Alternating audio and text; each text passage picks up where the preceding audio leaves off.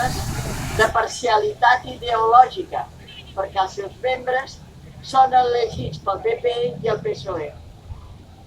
Mai ha reclamat als ministres del govern espanyol pel malbaratament de recursos com els més de 1.000 milions de rescat a les autopistes privades a Madrid, els 1.350 milions del dipòsit del gas submarí Castor o els 35.600 milions d'euros de la Sareb destinat al rescat de caixes i bancs que l'Eurostat ha fet comptabilitzar com a deute públic.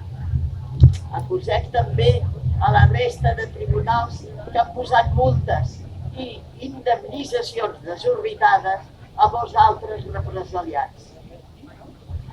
Nosaltres acusem el Tribunal Superior de Justícia de Catalunya d'actuar com el gran inquisidor del Parlament de Catalunya per la inhabilitació del president de la Generalitat, Quim Torra, per haver penjat una pancarta a favor de la llibertat dels presos polítics al balcó del Palau de la Generalitat.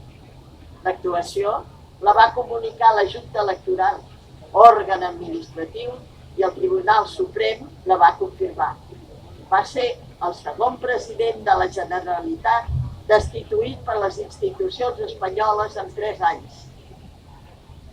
Acusem el TSJ per la condemna de 6 mesos d'inhabilitació al novembre del 21 al diputat Pau Juvillà per haver posat un llaç groc a la finestra del seu despatx.